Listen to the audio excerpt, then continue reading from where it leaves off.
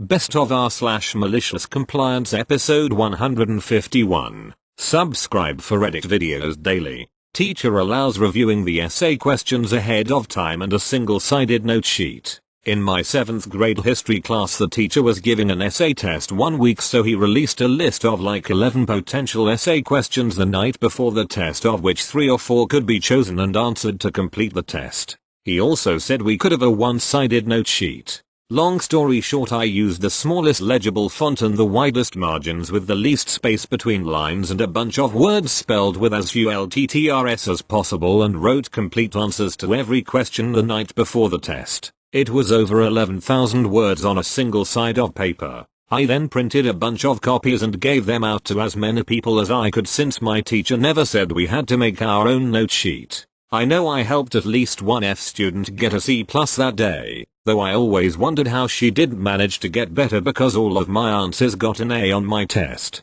Suffice it to say that he had to make a new policy regarding note sheets. Thank you. Next. Don't threaten me with taking your business elsewhere. I used to work in a branch of Barclays on a high street in an affluent university town. Customer comes in and starts giving me shit for something. It was about 4 or 5 years ago, so I can't recall, but I think it was something like he had bad service in a different branch or call center. So he goes in at me saying how shitty Barclays is, agreed, and how much better other banks are, and that he doesn't really use his account with us and that he would close his account with us if we didn't sort something out by way of a threat. I asked him to confirm he wanted to close his account, and his pride wouldn't let him back down from his original threat while he was in front of other people. He confirms, then carries on his tirade. I immediately close his bank account with Barclays and transfer him the money that was in it and ask him if there is anything else I can do for him. He then starts complaining about me closing his account, and I tell him that as he isn't a customer with Barclays unless he wants anything else, could he please leave.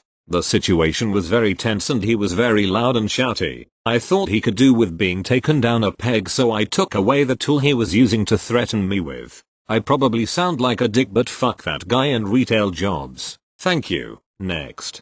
Skinny man gets stuffed. This was in a US high school. I didn't get satiated from the school lunch, so I figured I would bring some of my own. I brought a cheap sandwich, white turkey and cheese to help me in this dilemma. I ate my lunch, chilled with friends, and ended up forgetting about my sandwich, then rushed to my next class. It was a pretty pointless class, just some overly basic PowerPoint instruction. I was bored during a lecture or whatever. Then I remembered my sandwich. I started eating it, not being loud or anything. I get halfway through and the teacher asks me what I'm doing. I'm eating a sandwich. He tells me to put the sandwich somewhere. I asked if I could finish it since there wasn't much left. This move had no effect. He said put the sandwich somewhere or I'm writing you up. I said, okay, and put the sandwich in my stomach. He asked what I did and I told him I put it in my stomach. I was sent to the principal's office and I laughed the whole way. He didn't like me after that. A separate short. I also was told I couldn't wear headphones in the hallway. I read the rules, brought a Bluetooth speaker, and played my music. They never stopped me, but when they tried I told them there was only a rule against headphones. I wonder if they ever changed the rule at all. Thank you. Next. Company doesn't think we do this to spite them. Quick explain. Spent almost my entire life working union for a big company. I was part of a team that field tested and commissioned new equipment. This was always new tech as the world was transiting from analog to digital.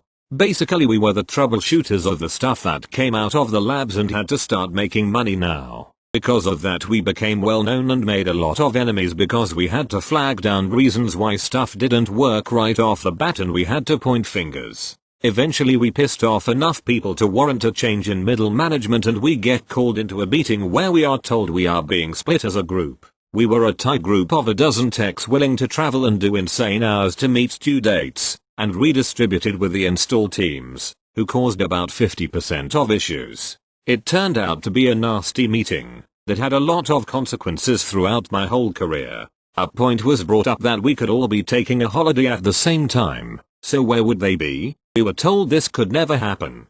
At the time, if a team had 10 plus techs, you were allowed 2 techs off at the same time. Well, Come spring and a brave one starts checking if we would be willing to take a week off to go fishing together.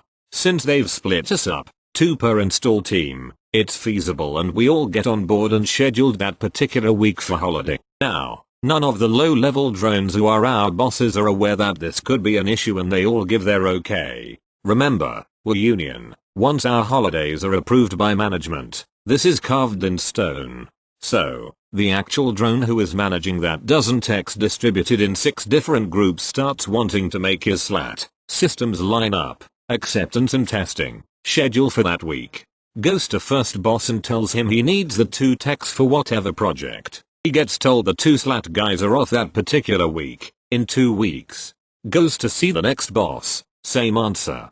This particular drone is the real boss, not that dumb, and quickly figures out what we've done. However, to cancel an agreed upon holiday takes an act of God, just below CEO level. Here's the thing, because they knew that the meeting to split us up would be highly contentious, they made sure that minutes of the meeting would be taken and spread far and wide, and since we had mentioned this issue, they couldn't do a thing about it. After the amazing week of bonding, hadn't gone fishing since I was a boy, when we walked back in the office, all at different times, we couldn't help looking at our second level, my boss, and give him the biggest shit-eating grin a face can make. The echoes we heard. They had a post-mortem because of all the missed due dates and this comment you wanted to break them up and they are willing to give up a week's holiday to make us look like idiots. They have never been so united. While the company had announced high and low that they were splitting us apart for the greater good, they never announced that they put the band back together. As a union tech, having spent my entire career in one company, I gotta say that a big part of my career was malicious compliance, or, as we called it, work to rule. Thank you. Next. A guy in a bad mood walk into the fast food joint. Cast. A very irritated guy in a horrible mood, me. A store full of rude minimum wage works. A table full of Karens. A few months ago I was looking for a job. I spent most of my day walking downtown in interviews. At this point, I'm in a horrible mood. The only interviews that showed any interest were the ones that looked swifty AF. Most of the day is gone. The whole thing was just a farce, and I'm starving. It was one of these days that nothing goes right. After I was done, I choose to grab a bite. I choose a big local chain of fast food as they make decent food with quite a low price. As I enter, the first thing I notice is that it's kinda full, but the register was empty. I sighed as that usually means they have a lot of orders in the back, and my food would be kinda late. I walk there and the employees, teenagers, probably part-timers or their first job, were giggling on the phone. One of them glances at me and say, "One moment. Alright, I have no problem with that." And I wait. And wait. And wait. At some point I look at the clock behind them. I was waiting awkwardly, in front of 2 giggling teenagers for 4 minutes. I decided not to make a big deal out of it. I politely and discreetly clear my throat. The same teen rolls her eyes at me, evidently very annoyed that I interrupted again. The irritation of the day starts creeping out, but as I have worked retail most of my life, I hold it in. "What do you want to order?" she asks in a very rude manner. At this point, I'm quite sure I have a vein popping out, anime style. I swallow my temper. I have to point out, I am generally very polite in my social interactions, especially towards employees. Having worked retail most of my life, and order my food, 2 small burgers and a cola, totaling something like €5. She rolls her eyes again. "Wow, spending the big bucks, aren't we?" in the most condescending, annoyingly bratty voice you can imagine. At this point I just shrug my shoulders, my upbringing preventing me to make the remarks my brain was screaming at me. I move on a corner on one of those tall bar tables on the side to wait my order, and I take out my small notebook to write some notes on the last interview. I keep notes on the owner's attitudes and other small detail I noticed during the interview. As I mind my bushiness, a wild Karen encroaches on my personal space. "Excuse me, are you listening to me? I'm speaking to you." I turn around and I'm like, "What? Are you gonna take our order now or are you gonna keep pretending to work?" I blinked. And it hit me. I was wearing a similar attire with the employees, a red polo t-shirt and dark blue jeans. Of course, one could mention the fact that my red shirt was a different shade than the store uniform, that mine lacked the store logo and the name tag, not to mention the big leather bag hanging from my side. My years of experience taught me that Karen cells cannot coexist with brain cells. I tried to tell her that I don't work here and that she must go to the register. Something to point here. The way ordering works in big franchises here is, you go to the register, you make your order, you pay and a server bring it to you. Very rarely would a server go to your table, usually if you take a while to order. After a while of demanding I take her order, I said screw this and I complied. I took her order. Alright, ma'am, where is your table? She points at the 5 Karen table and I nod. I will be right there. FN kids, all you know is how to avoid working. You should get fired you lazy thing. She says as she leaves. I'm 30. No longer a kid, but I do look very young. 24-26 with a beard. Around 20 shaved, which I was at that time. I would not have it. I was hungry, in horrible mood and years of self-discipline were crumbling as I was hungry for blood. I went to the nightmare table that consisted of not 1, not 2, but 6 whole Karens. I put my biggest, fattest of smiles and I took the order. I even suggested a few non-existent dishes, while ghost writing on my notebook. I then pointed out that I was a big order and it'll take a while. I then left the nightmare on Karen table and went back in a corner and waited my order in a far better mood. While waiting, a server went to their table and asked if they had ordered. Yes, we have. Are all the stuff here as lazy as you? At this point I started grinning. She had a chance to fully undo my master plan and she failed to grasp it. I wait for 5 more minutes for my order. I take and leave a happy man. I can only imagine the Karens trying to reorder the non-existent dishes I recommended. After 20-30 minutes of not getting their order, only to be constantly told they don't exist, as well as the despairing faces of the staff trying to reason with Karens. The Karen would wait quite a bit to eat, if they managed to eat at all, while also giving hell to the employees. Essentially I played an angry mob of Karens into fighting against some very rude employees while I made a gateway with my prized booty of calories, fat, and ice-cold vengeance. Granted, after calming down a bit I did felt kinda bad for feeding a couple inexperienced part-timers to the Karen sharks,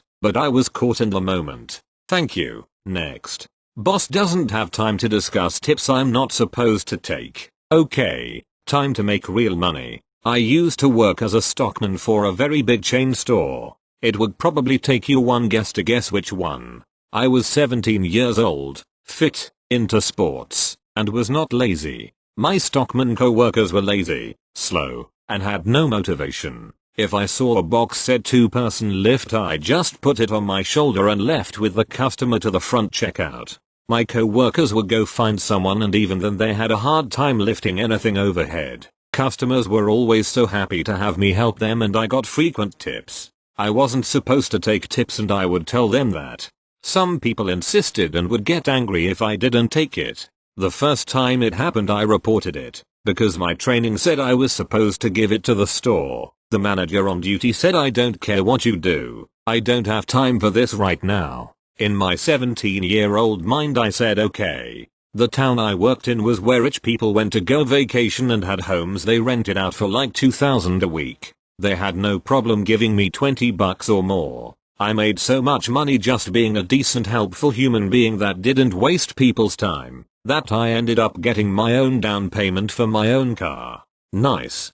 TLDR. Boss doesn't have time for me to turn in unauthorized tips. I make more money than I know what to do with. Thank you. Next. Lady demands the amount of candy be the exact weight, loses 1 kilogram of candy. This happened in October 2017. I used to work at this really sucky retail store, basically just imagine Party Central but it looks worse. So it was Halloween season and people went to our store to buy a lot of candies, like kilograms of candies. We had this sweet that was really good, tasted like watermelon, and people went nuts to buy it and then we finally meet Karen. Karen is a typical Karen, the typical let me talk to your manager haircut. She went to our candy stall and told me to buy 5 kilograms of our watermelon candies. Now 1 kilogram is $5, so it was gonna amount to $25, but she told me to get the exact amount and weigh it. I weigh the candies so she knew I wasn't scamming her or ripping her off.